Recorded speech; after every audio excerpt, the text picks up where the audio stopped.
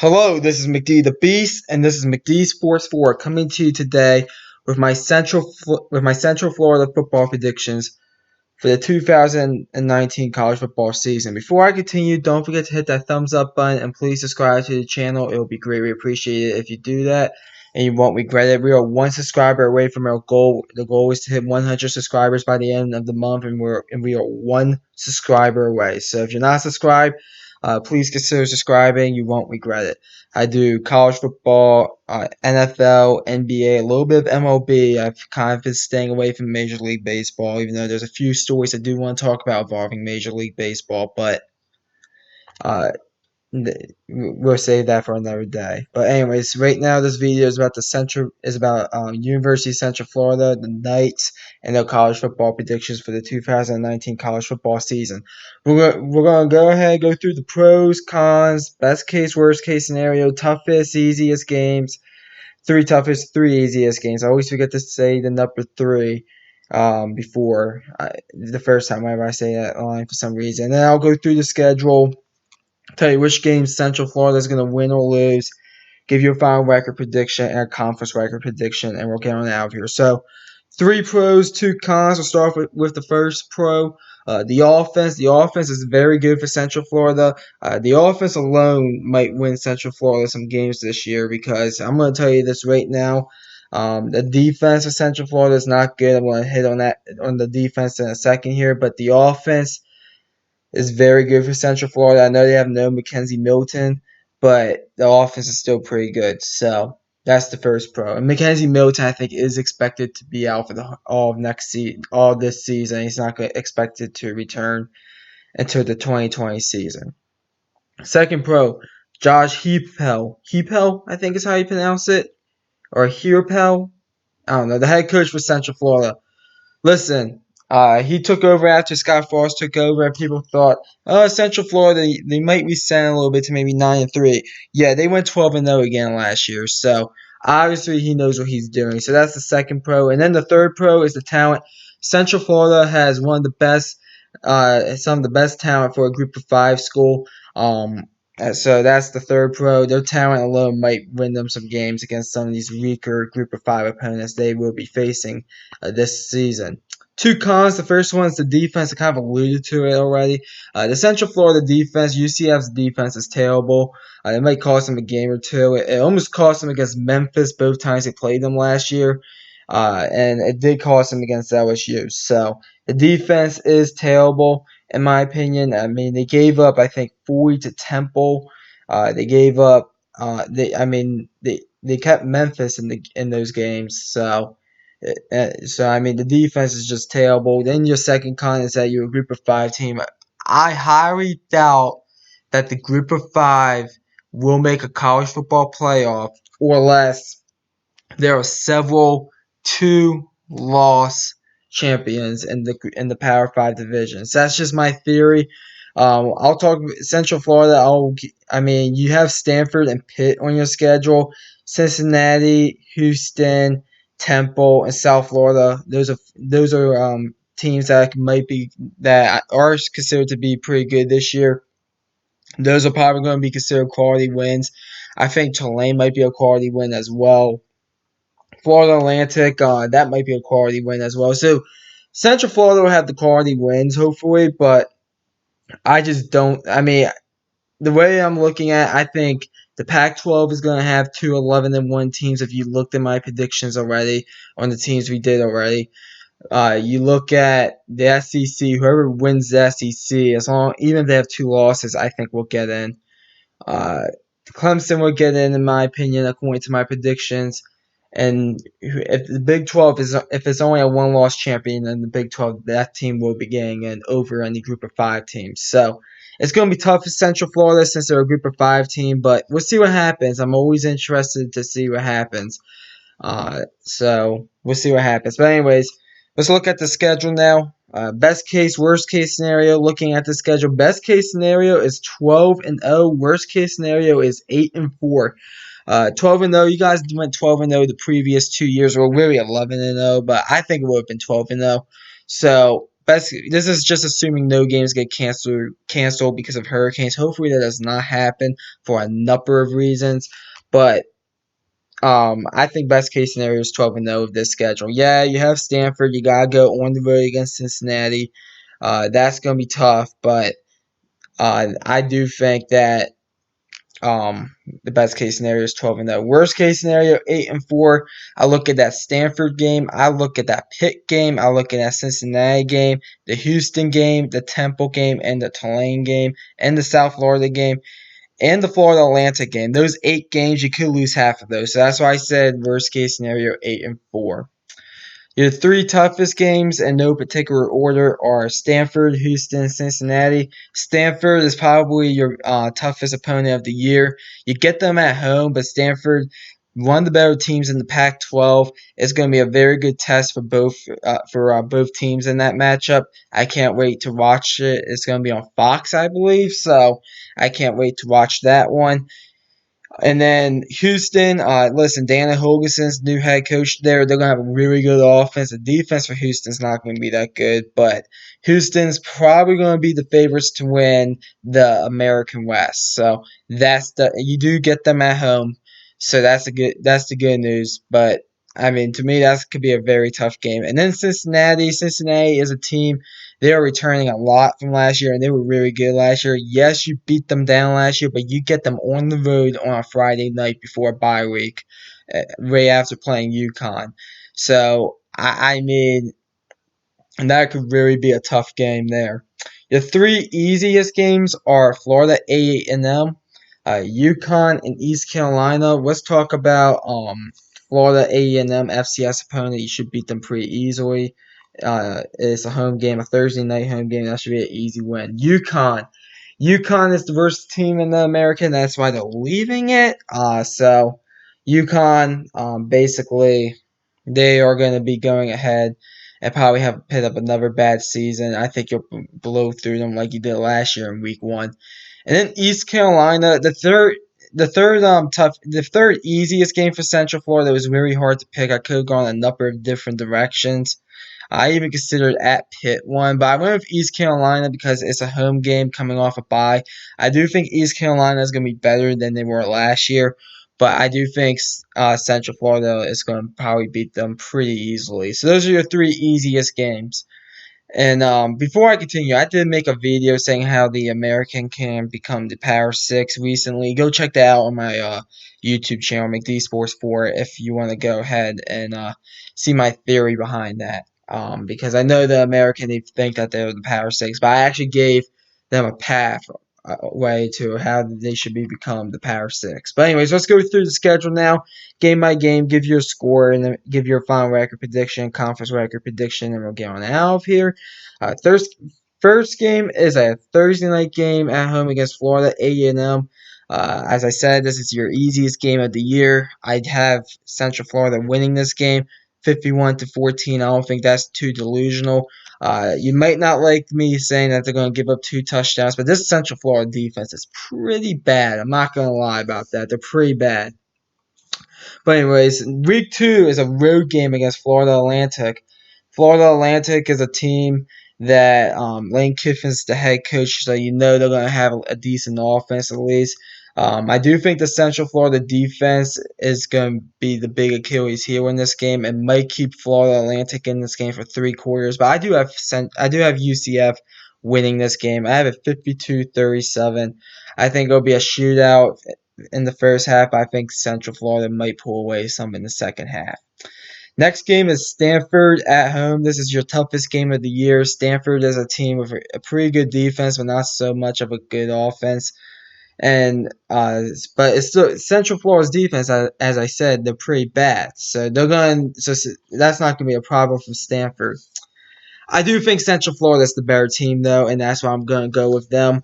So I have Central Florida squeaking by against Stanford 35-33. So that's my pick for that game.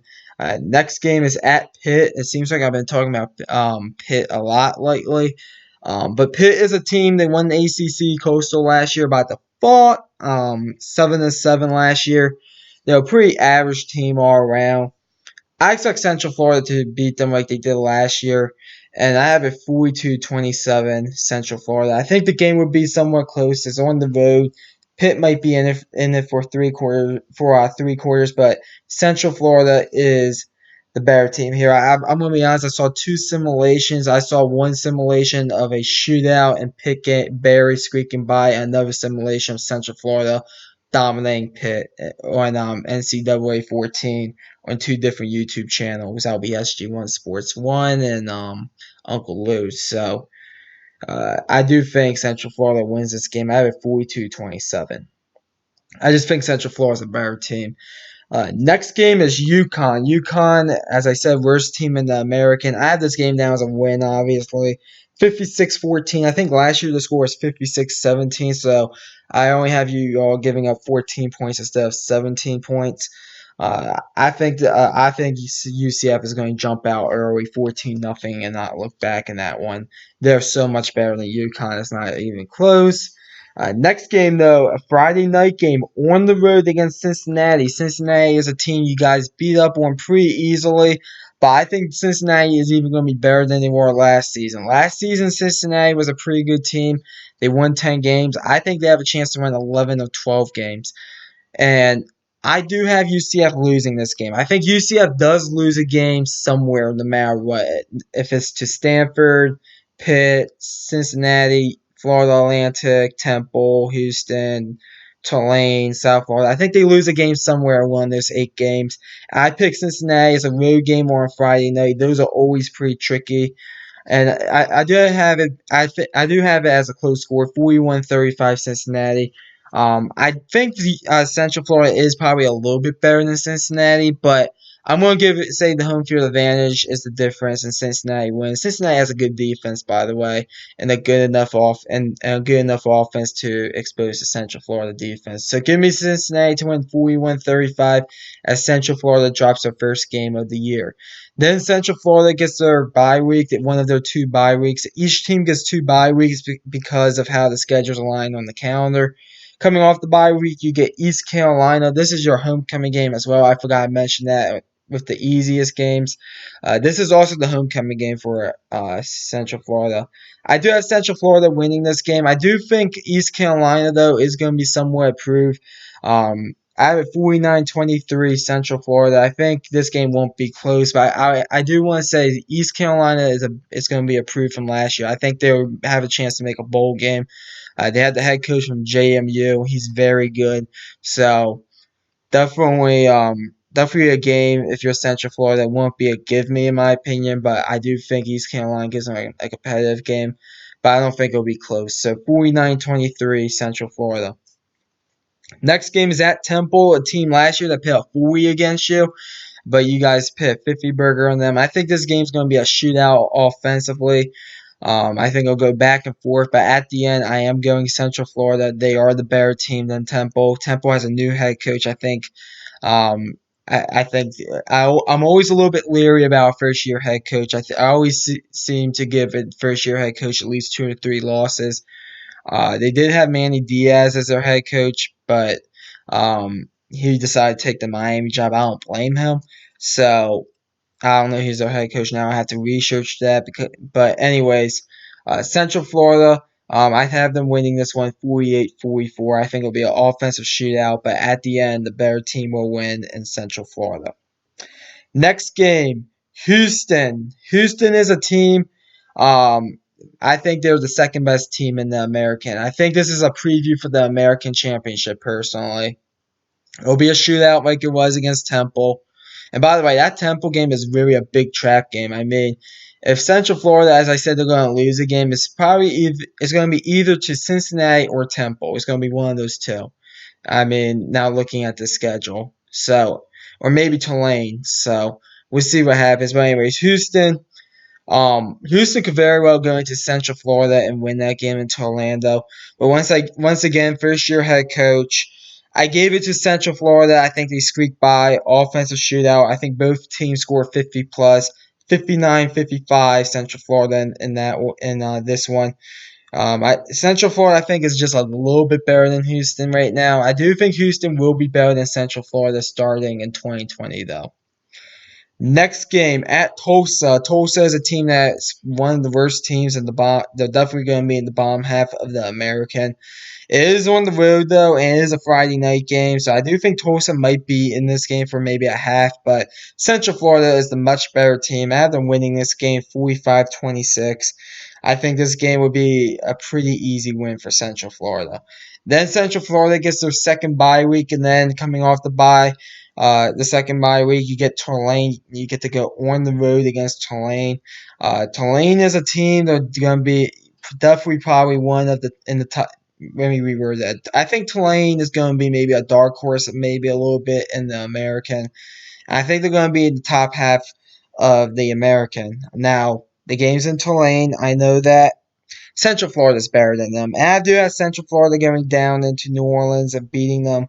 I think Tulane does stay in this game, though, for at least a half, maybe even three quarters. I have it 52-35 Central Florida. I think Central Florida is a better team. I just think the offense for Central Florida will be too much for Tulane to handle. Then your last game is a Friday game against South Florida. South Florida is a team. They have a pretty easy schedule, so they might have a very good record going into this game. But Central Florida is just a much better team than South Florida. The game is in Orlando. It's in Central Florida, so basically, I do have Central Florida winning this game. I do think South Florida will give them more of a fight than they did last year. I have it 40-27. I think South Florida probably stays in this one for maybe 3.5 quarters, but Central Florida just pulls away a bit late. So that's my game by game. And then if you've been carrying up the wins and losses, I have Central Florida going 11-1 with a 7-1 conference record. So 11-1 with a 7-1 conference record. That should be good enough to get into at least the championship in the American Conference. To get into a New Year's Six bowl, I think you're going to probably have to win the championship to go ahead and get into that New Year's Six bowl. But you never know. There might be some teams in like in the Mountain West, like all their teams might have at least two losses, and maybe Central Florida has the most impressive resume, so maybe they go by that. But overall, 11-1 with a 7-1 conference record. That's my prediction. Comment down below. Tell me what you think. I always like hearing from y'all. A few announcements Saturday. On Saturday night, let's call it. Let's say 11 p.m. on Saturday night. Let's call it that. I'm doing a live stream talking about NBA free agency. I already did one at. It's a man. Okay, so let me just reword that because I kind of stumbled on my words there. I'm doing a live stream on Saturday, 11 p.m., talking about the NBA free agency. Um, I already did a live stream, about a 40-minute live stream talking about NBA free agency already. I do want to do one other video, one other live stream before that. So if you're a subscriber or if you're not subscribed, and go ahead and subscribe. I'm going to send out the notification probably tonight, if not tomorrow, about the live stream. Today's Thursday, so I'll probably do it well, it's really Friday because I'm filming this video after midnight. So Friday morning, early Friday morning. So I'm probably going to go ahead and send the notification out after making this video and it's posted and everything. So that's point number one. So please join that live stream. It's going to probably be about an hour long. That's all I'm going to probably keep it to. Basically, just talking about the NBA free agency period. I think it is a very exciting NBA free agency. And I can't wait to talk about it because a lot of stuff happened today. I'm sure a lot of stuff is going to happen tomorrow. I'm sure a lot of stuff is going to happen Saturday. I'm also going to be making a video on how I'm going to break news for NBA free agency. It's going to be pretty simple, so stay tuned for that. Tomorrow, I believe it's Boise State. I'm not 100% sure. I have like a date. I have like a whole calendar of the whole schedule for the YouTube channel. So it's either Boise State or Fresno State. It's one of those two. Whichever one it is, stay tuned for that. But anyways, that's all I have for announcements. As of right now, if there's any breaking news, I'll come out with it and do a reaction video. But anyways, thanks for watching the video, and this is McD the Beast signing off.